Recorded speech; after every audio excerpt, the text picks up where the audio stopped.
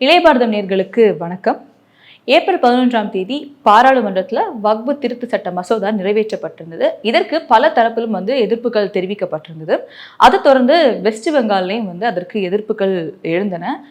முர்ஷிதாபாத் அப்படின்ற இடத்துல முதலா வெஸ்ட் பெங்காலில் போராட்டம் வெடிக்குது. இந்த வக்ஃப் போர்டு அப்படின்னு எடுத்துக்கிட்டோம் அப்படின்னாலே முதல் அதிகமான சொத்து இருக்கும் மாநிலம் எது அப்படின்னு பார்த்தீங்கன்னா உத்தரப்பிரதேசில் தான். அதுக்கப்புறமா இருக்கிற இடம் வங்கதேசத்தில். ஸோ அந்த வங்கதேசத்தில் முர்ஷிதாபாத் அப்படின்ற இடத்துல முதலா கலவரம் வெடிக்குது. ஸோ முர்ஷிதாபாத்தை எடுத்துக்கிட்டோம் அப்படின்னா 30% அங்கே ஹிந்துக்கள் இருக்காங்க, 68% இஸ்லாமியர்கள், 2% இதர மதத்தினர் இருக்காங்க. ஸோ அங்கே கலவரம் அதாவது அது எப்படின்னா போராட்டம் அப்படின்ற விதத்தில் தொடங்கப்பட்டாலும் பின்பு அது ஒரு கலவரமாக முடியுது. அந்த கலவரம் எப்படியாக இருக்குது அப்படின்னு பார்த்தீங்கன்னா அங்கே ஹிந்துக்களை மட்டுமே டார்கெட் பண்ணி இந்த கலவரம் இருக்கிறது. ஏன்னா அங்க இருக்க இஸ்லாமியர்கள் இந்த போராட்டத்தை கையில் எடுக்கிறாங்க. இன்னொரு விஷயம், அங்க இருக்க இஸ்லாமியர்கள் மட்டும் இல்லை, அங்க இருக்க இஸ்லாமியர்களே இல்லை, இந்த போராட்டத்தை கையில எடுத்ததே யாரு அப்படின்னு பாத்தீங்கன்னா பங்களாதேஷ்ல இருந்து வந்த இஸ்லாமியர்கள் தான். அதாவது பங்களாதேஷ் இன்ஃபில்ட்ரஸ் உள்ள வராங்க இல்லையா. ஸோ அவங்க தான் இங்க இந்த மாதிரியான விஷயத்தை கையில் எடுத்து கலவரத்தை தூண்டினது அவங்க தான் அப்படின்ற ஒரு குற்றச்சாட்டு அங்கே இருக்குது. ஸோ என்ன ஆகுது அப்படின்னு பார்த்தீங்கன்னா அங்கே அந்த போராட்டம் பண்ணி அது கலவரத்துக்கு உள்ளாகுது. ஸோ அந்த கும்பல் அவங்க என்ன பண்ணுறாங்கன்னா அங்கே இருக்கிற ஹிந்துக்களை தாக்க ஆரம்பிக்கிறாங்க. ஹிந்து மக்களையாக இருக்கட்டும், அவங்களோட வீடுகளாக இருக்கட்டும், கடைகளாக இருக்கட்டும், இந்த உடைமைகள் எல்லாமே தாக்கப்பட்டு தீ வைக்கப்பட்டு எரிக்கப்பட்டு இந்த மாதிரி ஒரு கலவர பூமியாக வெஸ்ட் பெங்கால் மாறுது. சில மாதங்களுக்கு முன்னாடி நம்ம பார்த்துருக்கோம் பங்களாதேஷில் என்ன ஒரு விஷயம் நடந்தது அப்படின்னு. இஸ்லாமியர்கள் இதே மாதிரி ஹிந்துக்கள் மேலே ஒரு ரயாட், ஒரு கலவரம் அங்கே நடந்தது. அதே மாதிரியான விஷயம் ரிப்ளிகண்டாக இங்கேயும் நடக்குது. ஸோ ரெண்டு இடத்துக்குமான ரீசன்ஸ் வேறையா இருந்தாலும் அங்கே யார் பாதிப்புக்குள்ளாகிறாங்க அப்படின்னு பார்த்தீங்கன்னா ஹிந்துக்கள் தான் பாதிப்புக்கு உள்ளாகிறாங்க. ஸோ இதே மாதிரி நடக்குது. அதன் பிறகு அங்கே இருக்கும் பெண்களாக இருக்கட்டும், முதியவர்களாக இருக்கட்டும், குழந்தைகளாக இருக்கட்டும், இவங்க எல்லாருக்குமே ஃபிசிக்கலி மென்டலி அவங்க துன்புறுத்தப்பட்டிருக்காங்க. மட்டும் இல்லாமல் அங்கே இருக்க தாய்மார்கள் சொல்கிறாங்க, இது எங்களுடைய மண், எங்களுடைய இடம், இதை விட்டு நாங்கள் எங்கே போகிறதுன்னு எங்களுக்கு தெரியல, எங்களை போக சொல்கிறாங்க அப்படின்ற ஒரு இதை அவங்க முன்வைக்கிறாங்க. அண்ட் முதல்ல நம்ம பார்த்தோம் அப்படின்னா இது முர்ஷிதாபாத்தை தான் ஆரம்பிக்குது. அதன் பிறகு முர்ஷிதாபாத், மால்டா, சவுத் 24 பராகனாஸ், கோக்லி, இந்த மாதிரியான இடங்கள்ல கலவரம் ஸ்ப்ரெட் ஆகிட்டே இருக்குது.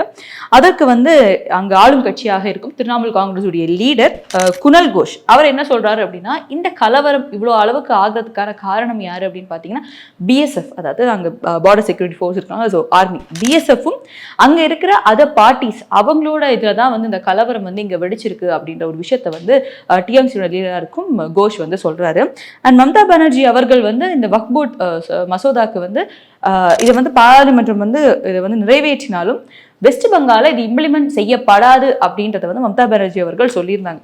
ஸோ இருப்பினும் அங்கே இப்படி ஒரு கலவரம் நடக்குது அப்படின்னா இதில் என்ன இருக்கும், யாருடைய தூண்டுதலின் பேர்லையா இருக்கும், இது ஒன்லி வக்புக்காக நடக்குது தானா, இதில் வேற ஏதாவது உள்நோக்கம் இருக்கா அப்படின்ற பல கேள்விகள் அங்கே எழுந்திருக்கு.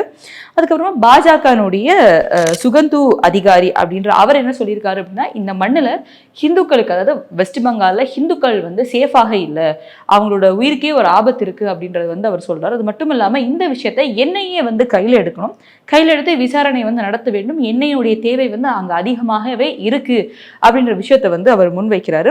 அண்ட் மக்களும் நான் சொன்ன மாதிரியே அவங்களுடைய அந்த அவங்களுடைய என்ன சொல்றது, எங்களுடைய மண், அங்கேயே எங்களால் சேஃபாக இருக்க முடியல, எங்கள் நாட்டில் எங்கள் இடத்துல நாங்கள் ஒரு ரிலீஃப் கேம்பில் இருக்கிற மாதிரி இருக்குது. அண்ட் அவங்களோட உயிரை காப்பாற்றிக்கிறதுக்காக அங்கே இருக்க நதி இருக்கும் இல்லையா, ஸோ அந்த நதியை கிராஸ் பண்ணி அவங்க போகிறாங்க. ஸோ இந்த மாதிரியான நிலை தான் அங்கே இருக்க பொலிட்டீஷியன்ஸாக இருக்கட்டும், அவங்க வைக்கிற கருத்தும் அங்கே இருக்க மக்களுடைய குமுறலுமாக இருக்குது. மேற்கு வங்கத்தில் இந்த மாதிரி ஒரு போராட்டம் நடக்க போகுது. கண்டிப்பாக ஒரு பிளானிங்கோட தான் ஒரு போராட்டம் இந்த மாதிரி விஷயம் நடக்கும்.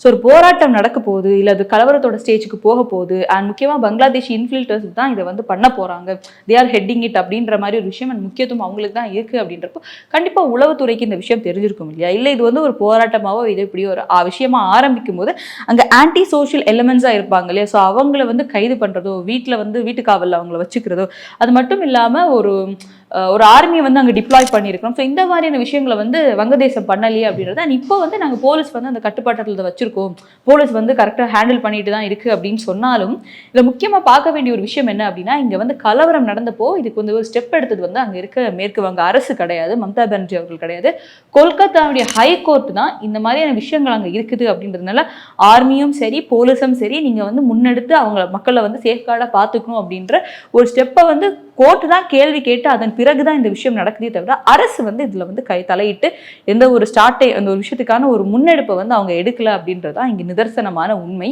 அதனால தான் மம்தா பானர்ஜி அவர்கள் மேல இந்த ஒரு கேள்வி வந்து வைக்கப்படுது. வெறும் ஒரு vote bank politics, minority vote வேணும் அப்படின்றதுக்காக மட்டுமே இந்த மாதிரியான ஒரு சீப் பாலிடிக்ஸை வந்து அவங்க வந்து விளையாடுறாங்க. மத ரீதியாக பார்த்து அந்த மக்கள் தானே, அவங்களுக்கு என்ன ஆனாலும் பரவாயில்ல, இந்த மக்களுக்கு இப்படி ஆனால் நாங்கள் பார்ப்போம், இந்த மக்களுக்கு நாங்கள் குரல் கொடுப்போம் அப்படின்ற ஒரு விஷயமா ஒரு ஓட் பாலிடிக்ஸை இந்த விஷயத்துலையும் வந்து கையெடுக்கிறது ரொம்பவே தப்பான ஒரு விஷயம் அப்படின்ற ஒரு கருத்தை வைக்கிறாங்க. அது மட்டும் இல்லாமல் டிஎம்சியினுடைய தற்போதைய சிட்டிங் மினிஸ்டரா இருக்காரு சித்திகுல்லா சௌத்ரி அவர்கள். ஸோ அவர் வந்து ஓப்பன் இதிலே வந்து ஒரு கருத்தை என்ன வைக்கிறாரு அப்படின்னு பார்த்தீங்கன்னா, இஸ்லாமியர்கள் தற்போது வந்து அங்கே இருக்கிற அந்த மாவட்டங்களில் தான் வந்து இந்த மாதிரியான விஷயங்கள் பண்ணிட்டு இருக்காங்க. ஸோ மாவட்டங்களை முடித்து விட்டு இஸ்லாமியர்கள் நாங்கள் கொல்கத்தாவுடைய ரோட்ஸில் வந்து இந்த விஷயத்தை நாங்கள் பண்ணுவோம், காலவரையற்ற போராட்டம் வந்து நாங்கள் கையில் எடுப்போம் அப்படின்னு சொல்லியிருக்காங்க. ஸோ போராட்டம்னு அவங்க சொல்கிறாங்க, முற்றுகை இடுவோம் அப்படின்னு, போராட்டம்னா முற்றுகை இடுவோம் அப்படின்னு. ஆனால் இது கலவர ரீதியாக இது போயிருக்கு, மத ரீதியான விஷயமா இது மாறி இருக்கு. ஸோ வக்புக்கு இப்படி ஒரு விஷயம் நடந்திருக்குன்னா கவர்மெண்ட் அகேன்ஸ்ட் பண்ணி கண்டிப்பாக எல்லாருக்கும் ஒரு போராட்டம் பண்ணுறதுக்கான உரிமை இருக்குது, பண்ணியிருக்கணும். ஆனால் கவர்மெண்ட் அகெயின்ஸ்ட் பண்ணி பண்ணாமல் எதற்கு அங்கே இருக்கும் ஹிந்துக்களை வந்து தாக்குறாங்க, ஹிந்துக்களை ஏன் இந்த மாதிரி விஷயங்கள் பண்ணுறாங்க அப்படின்ற ஒரு கேள்விக்குறி இங்கே எழுந்திருக்கு.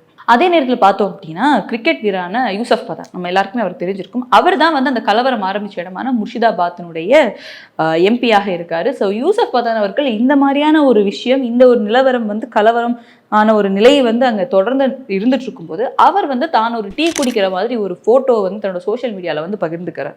ஸோ இது வந்து இன்னும் வந்து அங்கே இருக்கிறவங்களை வந்து ப்ரொவோக் பண்ணியிருக்கு அப்படின்னு சொல்லலாம். இதை பார்த்த உடனே அவங்களுக்கு எப்படி இருக்குது அப்படின்னா, ஒரு சிட்டிங் எம்பி அந்த இடத்தினுடைய ஒரு ரெஸ்பெக்டிவ் எம்பியாக இருக்கிறவர் அப்படி ஒரு விஷயம் நடக்கிற நேரத்தில் இந்த மாதிரியான ஒரு இந்த மாதிரியான ஒரு பதிவை சோஷியல் மீடியாவில் போடுறதுக்கான தேவை இருக்குதா, ஸோ இதுலேருந்து அவர் என்ன சொல்ல வராரு, இந்த மாதிரி விஷயம் நடந்தாலும் ஐம் பீயிங் ரிலாக்ஸ்ட் அப்படின்றத சொல்கிறாரு அப்படின்னு அவருக்கு எதிராக பல எதிர்ப்புகளும் வந்து இந்த விஷயத்துல வந்து கிளம்பி இருக்கு. சிபிஐஎம் அதனுடைய ஸ்டேட் செக்ரட்டரியாக இருக்கும் முகமது சலீம் அவர்கள் என்ன சொல்லியிருக்காரு அப்படின்னா, இந்த கலவரம் இந்த அளவுக்கு ஆகிறதுக்கான காரணம் என்ன அப்படின்னா, கலவரம் நடந்தப்போ இதை எதிர்த்த மக்கள் வந்து கொல்லப்பட்டனர் அப்படின்னு ரொம்ப சிம்பிளா வந்து ஜஸ்ட் லைக் தட் அப்படின்ற மாதிரி அவர் சொல்லியிருக்காரு. நீங்க எதிர்த்தீங்க, ஸோ நீங்க கொல்லப்பட்டீங்க அப்படின்ற மாதிரி ஒரு ஸ்டேட்மெண்ட் அவர் முன் வச்சிருக்காரு. அதுக்கப்புறமா பார்த்தோம் அப்படின்னா, இந்த கலவரத்துல ஒரு வீடை வந்து இடிச்சு உள்ள போய் அங்க இருந்த தந்தை, 2 மகன்கள் அப்படி 3 பேரும் வந்து இதுல கொல்லப்பட்டிருக்காங்க. அந்த தந்தையும் மகனையும் வந்து அவங்க அட்டாக் பண்ணும்போது அந்த தாய் வந்து ரொம்பவே வந்து கதறாங்க, ஏன் நீங்க இப்படிலாம் பண்றீங்க, அவரை விட்டுருங்க, அவங்களை எதுவும் பண்ணாதுங்க அப்படின்னு. அந்த தாய் வந்து அவ்வளோ கதறியும் அவங்க கண் முன்னாடியே அவங்க கணவரையும் அவங்க மகனையும் வந்து அங்க கொண்டிருக்காங்க அப்படின்ற ஒரு விஷயம் வந்து நம்மளால சத்தியமா ஏற்றுக்கொள்ள முடியாத ஒரு விஷயமாக தான் இது இருக்குது. அண்ட் கொல்கட்டாவுடைய ஹைகோர்ட் வந்து இந்த மாதிரியான கேள்விகள் எழுப்பினதுக்கு அப்புறமா இந்த நார்த் சவுத் 24 பராகனாஸ் இந்த இடங்கள் வந்து இந்த பங்களாதேஷோட பார்டரை வந்து ரொம்ப க்ளோஸ்லியா ஷேர் பண்ற ஒரு இடம் அப்படின்றதுனால அங்க வந்து ஆர்மியை வந்து டிப்ளாய் பண்றாங்க, துணை ராணுவ நிலையை வந்து அங்க கொண்டு வராங்க.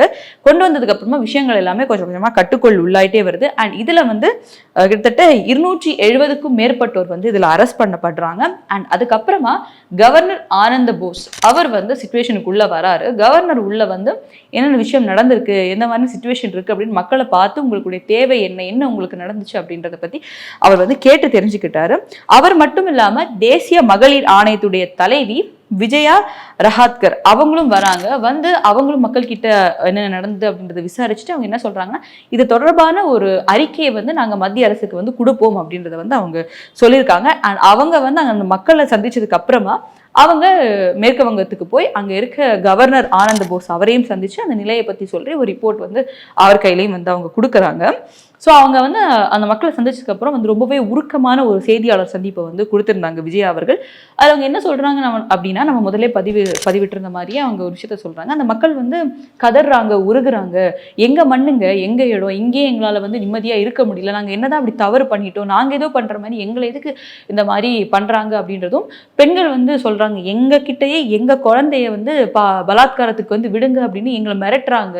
அண்ட் நாங்களும் வந்து பாலியல் ரீதியாக பட்டிருக்கோம், எங்களுக்கும் நடந்திருக்கு, என் தங்கச்சி எங்களை சுற்றி இருக்க பெண்களுக்கு எல்லாமே இந்த மாதிரியான விஷயம் நடந்திருக்கு, இஸ்லாமியர்கள் எங்களை வந்து ஏன் ஹிந்துக்கள் நம்மள டார்கெட் பண்ணுறாங்களா அப்படின்ற மாதிரி அவங்க பல கேள்விகளை எழுப்பியிருக்காங்க. ஸோ அவங்க கேட்ட ஒவ்வொரு கேள்வியும் எனக்கு எப்படி எடுத்துக்கிறதுன்னு தெரியல அப்படின்னு அவங்களும் ரொம்ப உருக்கமாக அவங்களுடைய அந்த நிலையை பற்றி சொல்லியிருந்தாங்க. அண்ட் அது மட்டும் இல்லாமல் ஒரு தாய் வந்து அவங்களோட குழந்தை வந்து பிறந்தே 4 நாள் மட்டும்தான் ஆகுது, அந்த குழந்தை எடுத்துக்கிட்டு அவங்களோட உயிரை காப்பாற்றுறதுக்கு அந்த இடத்த விட்டே அவங்க போயிருக்காங்க, உயிரை காப்பாற்றுறதுக்காக இந்த மாதிரி விஷயம் பண்ணியிருக்காங்க. அது மட்டும் இல்லாமல் தங்களோட உடைமைகள் பெண்கள் இருக்கு இல்லையா, அவங்களே ஃபிசிக்கலாகவும் உடல் ரீதியாகவும் மன ரீதியாகவும் அவங்கள வந்து துன்புறுத்துறது மட்டும் இல்லாத அவங்களோட உடைமைகளை எல்லாமே வந்து கொள்ளையடிச்சிட்டு போறாங்க.